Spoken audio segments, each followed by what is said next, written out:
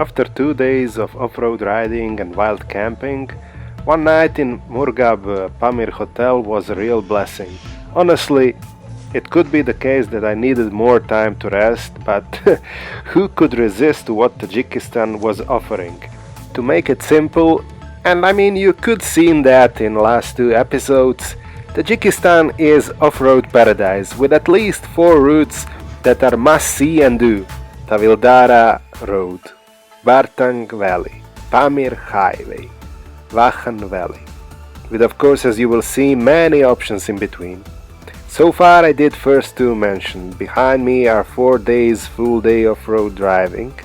In next 2 days, plan was to start with Pamir Highway, do a small detour to Yashilkul Lake on 3,719 meters, continue along the Pamir Highway to Khorg. There I would tackle Wakhan Valley. I'll be riding along the Panj River, basically next to a borderline in between Tajikistan and Afghanistan. Try to see if there will be any hotel in Ishkashim, and if not, I'll be camping somewhere nice along the borderline. Further on, I'll be passing Khargush Pass on 4,303 meters and ending in Alichur, small village on the Pamir Highway. Checking out from the Pamir Hotel, if you want to call it like that, because it has one toilet on, I don't know, 10-20 rooms. But for this area, it's the best you can get for money. And we are talking about 50 euros per night, so ain't that cheap for Tajikistan circumstances. On the other hand, after freezing night before at 4,655 meters while driving to Murghab along the Akbaital Pass, this was the best I could have, warm dinner, warm shower and place to rest properly. Also worth of mentioning is that I grabbed the last available room because some bikers that came after me were basically rejected and they had to camp outside. Базар это? Ага. Где можно внутрь? Там? Там, да?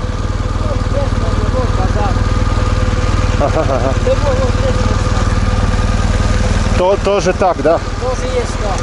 Там заправка тоже есть. Спасибо. As you can see, locals are very friendly around here. I was looking for bazaar, which is a local marketplace where you can buy food and anything else around here. There ain't any shops or supermarkets as you would be used to, so this is the closest and the best you could get. And obviously after 2 days on the road and wild camping, I needed food, I needed some fruit, needed some other stuff to see, so this was the place to be. Interesting thing, and obviously the most easiest way to build a market around here was to build it within the cargo containers, so that's one more interesting fact about this place. Салам алейкум. Ви знаете, у вас есть бензин 91 или так? Нету. А сколько? 80? 92 есть. Внизу, по-моему, базар, около базара, 2-3 заправки. Ага. Там? Там тоже одна есть. Вот так поедешь, вот так.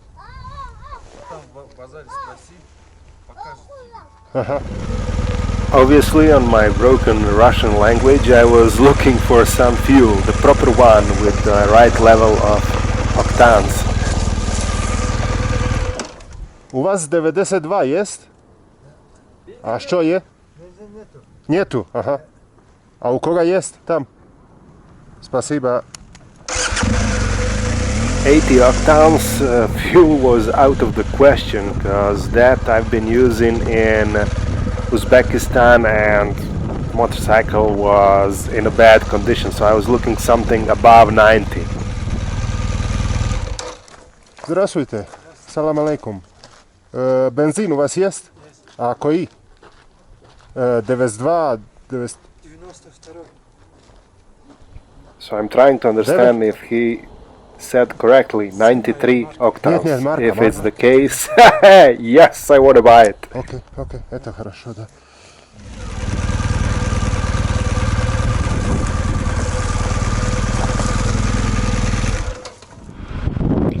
And I'm leaving Murghab. As you can see, on every village or small city, even a bigger one, along the Pamir highway, or if you are close, let's say, to Afghanistan, you have these checkpoints, because obviously due to the terrorist attacks or similar, they want to make sure that everybody is safe. So this is nothing to be afraid of, let's say. Now I'll be doing a circle, passing through Pamir Highway, Wakhan Valley, and then later on coming back to Murghab again. By the way, Murghab, with altitude of 3,650 meters, is the highest town in Tajikistan. Population is somewhere around 4,000 people. The place was founded by Russians as Pamir ski post in 1843, as their most advanced military post in Central Asia. This here on the Pamir highway is village called Alichur, and that's the place where I'll be doing a small detour of the Pamir highway, because I found out that there's a nice off-road track leading to one of the most beautiful lakes around here. Lake name is Yashilkul Lake, which would mean green lake, and it's 3,600 hectares big with a depth of 52 meters. Near it, it's one smaller lake, Bulunhul, which would mean founded lake or something like that. So let's find them. And to find them, you have to pass some 44 kilometers, and that is if you are coming from this village. Track, which is sometimes visible and sometimes not, is mixture of sand and gravel. Actually, all this area around lake is a wetland area, which is good for the birds, and as such is recognized by many bird lovers which are coming here in a timing when birds are nesting. You can still see some snow around, or at least what's left of it, because we are here at around 3,600, 3,700 meters, and the thing is that average temperature around here during the summer period is somewhere around 7 degrees of Celsius, so it's not so hot as you would expect in some other parts of the world.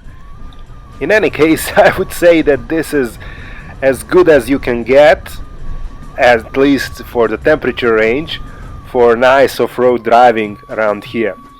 Main thing, as you can see, is to guess where the track is and kind of constantly looking if it's there or not, if you are following the right track, because at a certain point you will see tracks splitting in two or even three.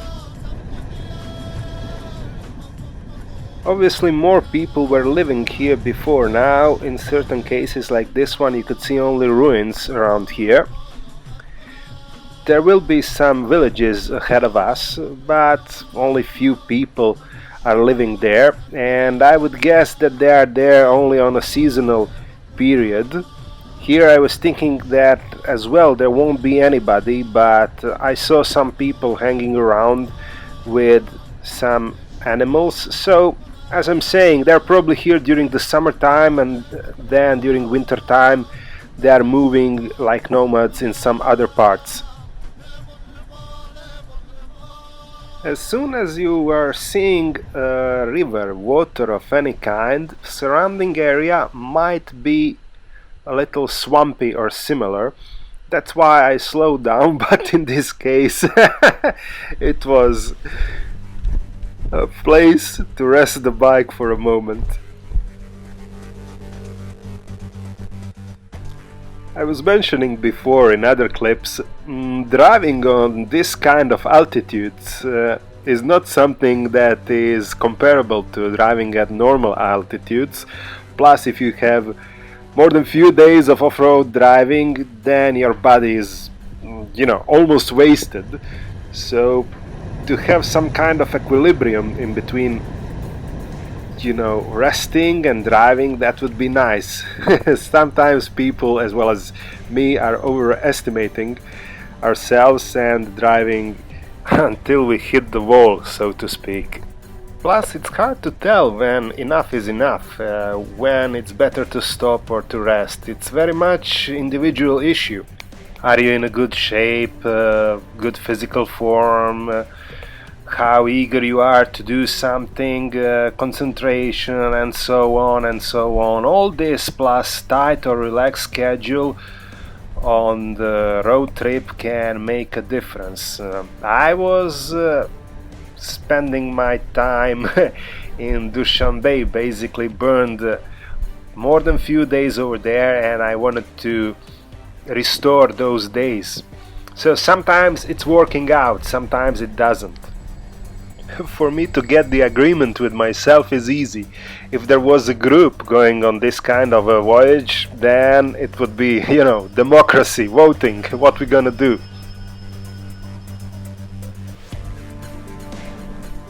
Here I was guessing the track, and as it seems I found it. The funny thing over there was that track sometimes is going in one direction, and then you have all of a sudden steep part of the hill which you need to overcome, but you don't have a clue what's gonna happen when you reach the top. Fortunately, the road or the track after reaching the top was in good condition to continue. Plus, if you are following the basic rules of off-road driving, it shouldn't be a big deal. Basically, you give all your throttle at the beginning of the steep part of the hill, and once you are at the end, you have to, change the position of the body and make it stop at the very top. Otherwise, you would be flying, who knows where, because, as I said, you can't tell what's ahead of you. Although the weather was changing rapidly, and since I was in the mountains, it's not something to be surprised of, Whenever you are in the mountains, regardless if you are driving or not, weather can change from one minute to another, from rain to sun and vice versa. And I was happy enough because in the morning there were clouds everywhere, and the more the day was moving forward, it ended up as a really nice sunny day. Plus the scenery that was surrounding me, it was joy to drive here.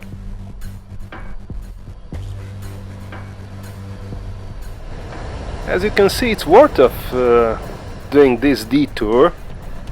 Around 2 hours from the Pamir highway, and you're gonna be reaching the smaller one, Yashilkul lake.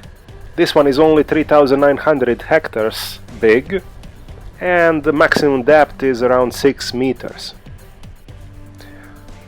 Over here there's a sign that all this area is protected as a bird nesting place and everything else, that nature should be taken care of, and so on and so on. And yes, the driver of the blue bike needs to have a blue glasses, of course. The sky was so nice, blue, bright.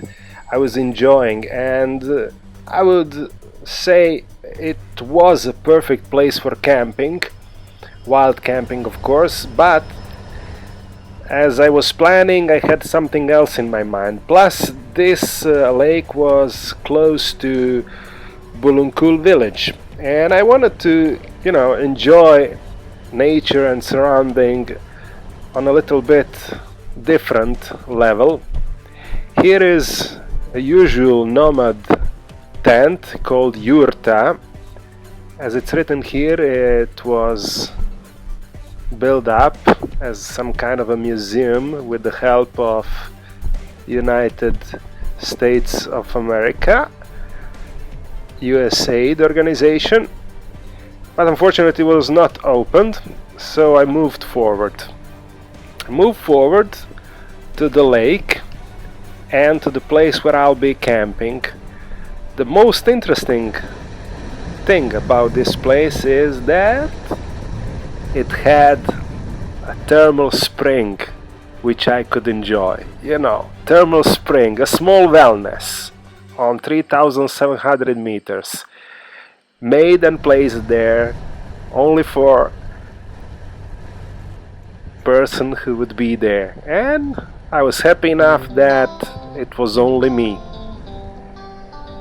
Now you can get the picture why Yashilkul Lake is the good place to go, to choose it for a camping spot or similar. This small stone building, small stone chalet, whatever you want to call it, that's the place where actual thermal spring is located. I parked the bike down below. Somebody placed the concrete for parking cars, so I used it, and here I'm entering my private wellness, my own paradise. Mind that outside temperature is somewhere around 7 degrees, and inside the temperature of the water is around 70-80 degrees of Celsius, so perfect for a joy. And you can see I'm demolished. My face is completely screwed up. Sun, tiredness, you can see it all. I don't need to tell you anything. The end of the day was near, so I was preparing dinner, and I was preparing everything for the clear night sky. As you can see, the galaxy, the Milky Way, was, as you could say, within my reach, and I was really enjoying taking photos. Of course it was a little bit colder, but what can you do? Here is me, not that frog, here, me enjoying the lake, because in the morning I went down near the lake surface to see how it is, and I must say it's beautiful. If I could choose, maybe even that spot down near the lake would be nice for camping. On my way back I found one family which came in the morning, because it seems that these are two boys that I gave opportunity to enjoy the bike, because it seems that what they're doing, people from this village that is nearby, they're coming here to do their laundry and to enjoy, to also to bath themselves, however you want to call it, because it's nearby and it would be foolish not to be used by locals as well. We exchanged some presents. I gave some small stuff to the kids. They gave me some berries rich with nutrition that I could eat along the way whenever I'm hungry, because they were really good. And yeah, that was it for Yashilkul Lake, my private wellness for one day. This is connection to M41, so Pamir highway. From this point to Bulunkul Lake and the village, it's only around half an hour, and it's pretty straight and easy gravel road to get there. So if you don't want to take bigger and longer off-road route, this is the one to take if you want to see those two lakes. Pamir highway is mixture of tarmac, gravel, potholes, so basically everything. Here, this is Koi Tezek Pass on 4,272 meters, place with, you know, lunar scenery around it, but in any case good place to stop to take few photos and move forward. If you are traveling Pamir highway, you will see that it's not deserted place. You'll see trucks moving up and down every few minutes, and the reason is because this route is the only one connecting east and west across the Pamir mountains since the Silk Road and even before. Here you can see some yaks, domestic cattle, which usually lives in mountains of Himalaya, Pamir, surrounding area. They are saying that actually Pamir region has only two seasons, fall and winter. So as I told you, now temperature being around 7 degrees, which is the best that you could get around here, and in winter going down to even minus 60 degrees, you can guess that transportation between east and west during winter time through Pamir highway is very problematic, which is usually resulting with food shortages in Murghab region during severe winter periods.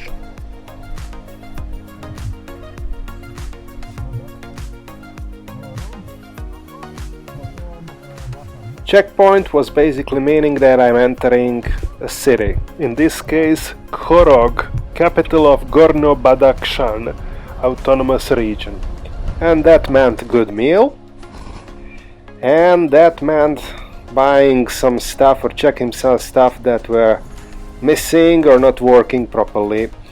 In my case it was my mobile phone operator from the card that I bought in Tajikistan. For some reason it was not working in certain parts of Tajikistan, so I wanted to find their shop, their representative, to see if it's really the case that certain operators don't have a coverage of whole Tajikistan or it's something else. Unfortunately it was coverage, so certain areas that I was traveling were not covered by my operator. So I left Khorog. Funny thing about Khorog and all area below it, which is basically Wakhan Valley from Afghanistan and Tajikistan side, and this is Panj River dividing two countries. It's very interesting. So Khorog was area of dispute between Emir of Bukhara, Shah of Afghanistan, Russian and British Empire. Russians emerged as winners after the Great Game, which fixed the current northern border of Afghanistan. Therefore, you have Wakhan corridor in Afghanistan, which was dividing British and Russian Empire at that time. Night fell down and obviously I needed a place to stay. When I was planning this trip, this bordering city, Ishkoshim, was the perfect choice because I found some kind of a hotel. But unfortunately when I reached the place it seems that hotel was not existing anymore. So, not to think any further, I moved along the road to find a good spot for wild camping. It's hard to explain, but at that time I felt much more secured if I would find a good place for wild camping than at that time in the night to look for a place to stay within the city. Afghanistan, across the river, and my camping spot, and breakfast is served. Funny thing happened in the morning. I needed fresh water, so I was looking for the next village which would have some kind of a supermarket or some kind of a spring to take water. So I found this guy, or better to say, he found me in a certain way. When he asked me where I'm from, and when I said Croatia, he started speaking Croatian, and I was surprised. He started swearing at first, and I was like, wow, how? And he said, I've been working with some Croatians in Russia, so I learned. And he called me to stay in his place. I refused, but stayed there for a cup of tea. So he told me his story, and his story was, to write a book. When we came in front of his house and he put his shoes off, I saw that, half of his foods are missing. So even before I managed to ask a question, he told me, this was when I was in Taliban. And I was like, what? And he said, yeah, that was the part of my life when I was not thinking that much. So I joined the Taliban. I was in Afghanistan in the mountains, and you know, many times it happened that we were out of food, out of this, out of that, and Almighty Allah helped me, and there was always some villagers who came there and they were bringing some food. So he said, that's why I'm obliged to help travelers as well. So I was okay, and what happened? He said, yeah, and later on I came back, I figured out that all that war was good for nothing. There is basically only one God. The only difference is that some of us are looking at it from one angle and some for another. And he married a teacher from this small village, and ever since then they are living, you know, nicely over there. So I said, wow, I mean life can sometimes write so amazing stories that you can't even believe if somebody was telling you. Plus, this guy really helped me, because when I came to his house, he was saying, okay, wait for a moment. He went to a store, buy some candies, and offered me. And since before that I felt really shitty, after that I felt amazingly good. And when I was thinking about it later on, I figured out, wow, I'm such an idiot, because I was eating a lot of food, but for some reason within a day before or something, I forgot to take any form of sugar, fruit or chocolate or whatever. So I created a problem. I was in a lack of energy. This part of the track is already north of Panj River and north of Afghanistan border. Basically, I was passing across the Khargash pass on 4,333 meters.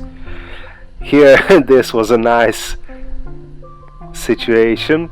And I don't know why, but whenever you are driving, all animals, you name it, dogs, cats, cattle, they are always trying to pass in front of you, not from behind for some reason.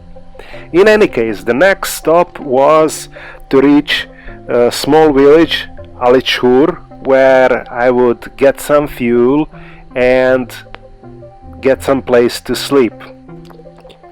Another checkpoint, but in this case it's not that there's a city behind this checkpoint, but another region. So I'm just guessing here, probably because of the close distance to the Afghan border, and then they made another checkpoint. Here another guy, and another guy that can swear on Croatian language. I mean, unbelievable. A ne kurim. Da. Horvatija. Horvatija.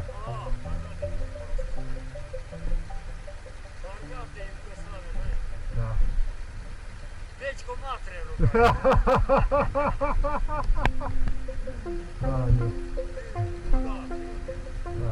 A ti? Da, da.